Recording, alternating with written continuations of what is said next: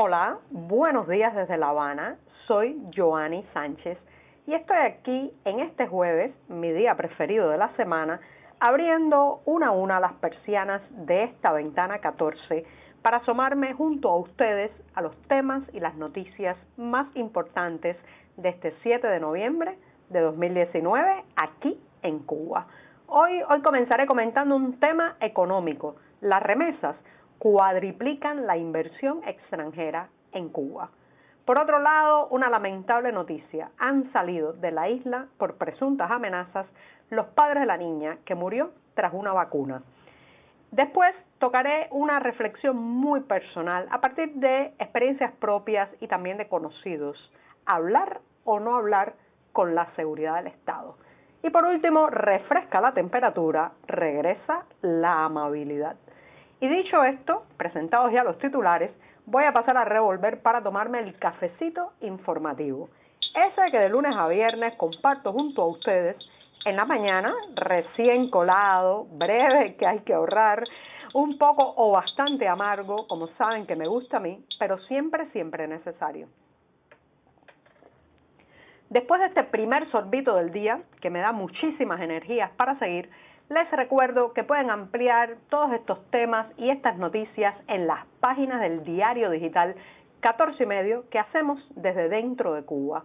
Advertir también a nuestros lectores residentes en territorio nacional que lamentablemente tendrán que hacer uso de proxies anónimos o de servicios de VPN para saltarse la censura y lograr entrar a nuestro sitio digital desde los servidores cubanos. Y dicho esto, voy a pasar al primer tema que ya les anunciaba, está relacionado con la inversión extranjera y las remesas. Lo primero es que el dinero captado a través de la inversión extranjera vuelve a quedar muy por debajo de las aspiraciones de las autoridades cubanas, porque el año pasado apenas lograron captarse 1.700 millones de dólares en inversión extranjera en un total de 25 nuevos proyectos. Esto no lo digo yo, lo ha confesado este miércoles el ministro de Comercio Exterior, Rodrigo Malmierca, quien atribuyó los números tan bajos a la mala situación económica del país. Ahora bien, recuerden que las autoridades cubanas aspiraban en 2014, en medio del deshielo diplomático con Washington y en un momento también en que se aprobó la ley de inversión extranjera en esta isla, aspiraban a captar alrededor de 2.500 millones de dólares anuales para lograr reflotar la economía del país. Lo cierto es que en los mejores años, 2015 y 2016, apenas se alcanzaron los 2.000 millones anuales y la cifra cayó después inmediatamente a solo 1.500 millones.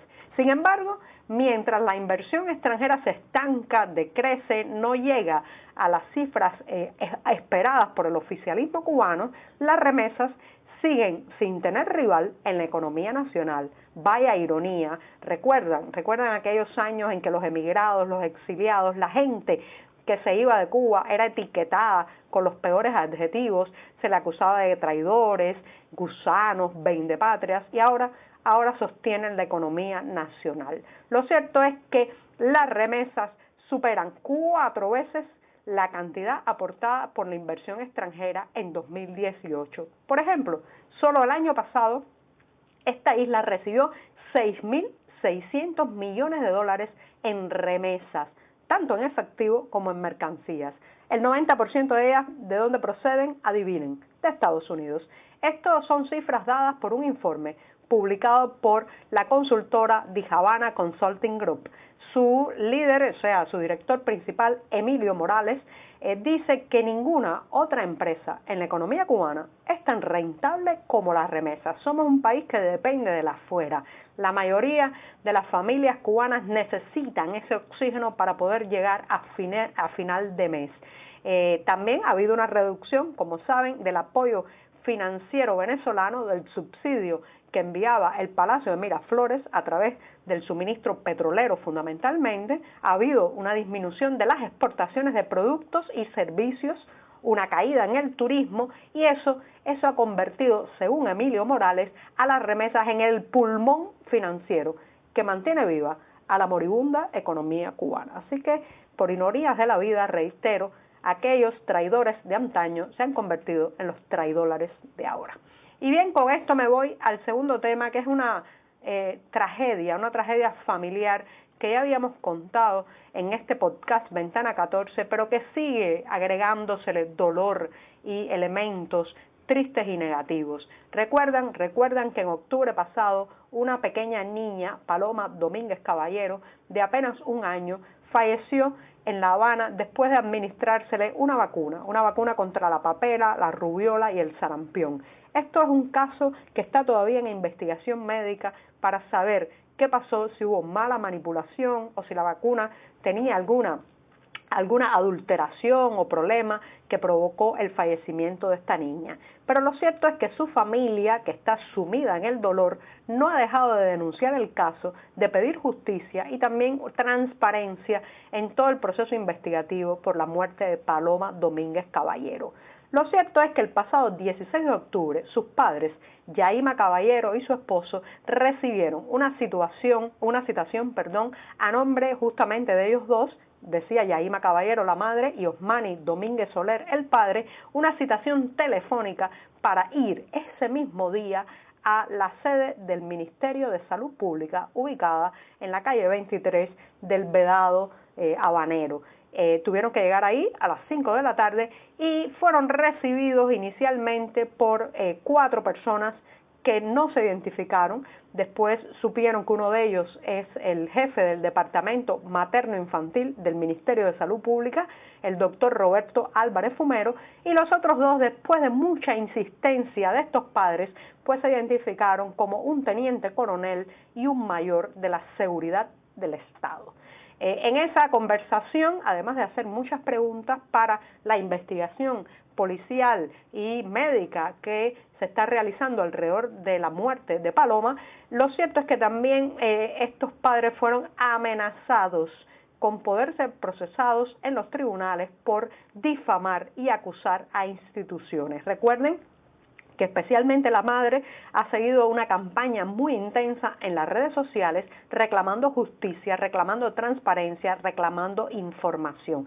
Entonces los citan a el Ministerio de Salud Pública, ellos piensan que van a recibir información de en qué punto está la investigación, si se han aclarado la muerte de su pequeña hija, y en lugar de eso, pues los esperan allí 2 oficiales de la seguridad del Estado que, entre otras cosas, entre otras lindezas, según aclara la madre en un testimonio dado a 14 y medio, pues le recriminan que está haciendo denuncias en las redes sociales y que eso son falsas acusaciones que pueden llevarla a prisión por el delito de difamación.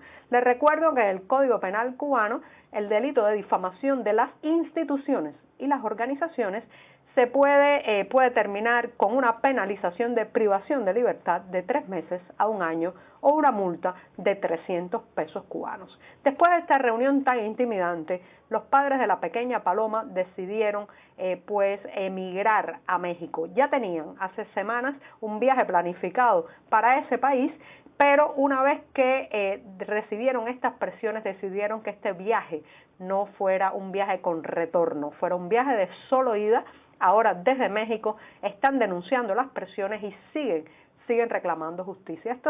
Esto es muy lamentable porque esto es una familia que necesitaba todo el apoyo institucional, toda la transparencia institucional, pero no agregar dolor al dolor y ahora pues estar amenazados y tener que haber salido prácticamente con lo opuesto de su país para intentar abrirse camino en México, quizás llegar a la frontera con Estados Unidos, pero sobre todo cargando todavía con ese dolor inmenso de haber perdido a su hija hace apenas 1 mes.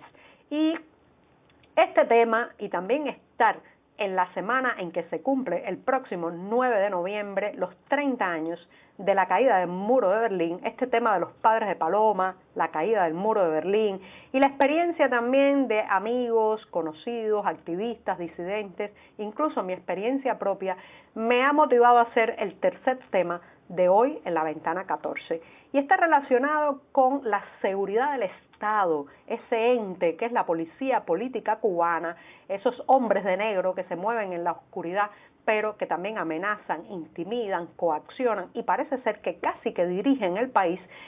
Bueno, pues voy a reflexionar sobre eso, inspirándome no solamente en los 30 años de que el muro de Berlín se cayó, como he dicho, sino también en una película alemana, La vida de los otros, que muchos de ustedes seguro han visto, y que cuando se puso en los cines cubanos muy brevemente, el humor popular, sarcástico e hiriente, como es el humor cubano muchas veces, la rebautizó como La vida de nosotros.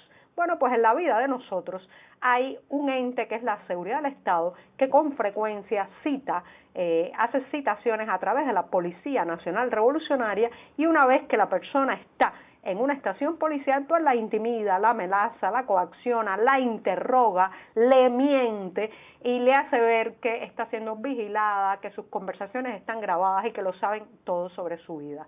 A partir de eso, me voy a permitir recordar un texto que tiene ya casi 10 años y que escribió el periodista Reinaldo Escobar, jefe editorial del diario 14 y Medio, precisamente a raíz de haber tenido varias conversaciones con la seguridad del Estado. Y este texto es muy interesante porque se titula ¿Por qué no hablo con ellos? ¿Por qué no hablar con la policía política? Bueno, porque entonces cuando ellos citan a una persona, pretenden tener una de esas conversaciones semi-amistosas que primero transmiten que están interesados en conocer las inquietudes del ciudadano, sus diferencias o discrepancias con la política del Partido Comunista, pero en realidad la seguridad del Estado, y esto lo voy a subrayar, no tiene beligerancia, es una institución represiva que no tiene derecho legal, ni político, ni moral a intervenir en la toma de decisiones económicas o ideológicas del país.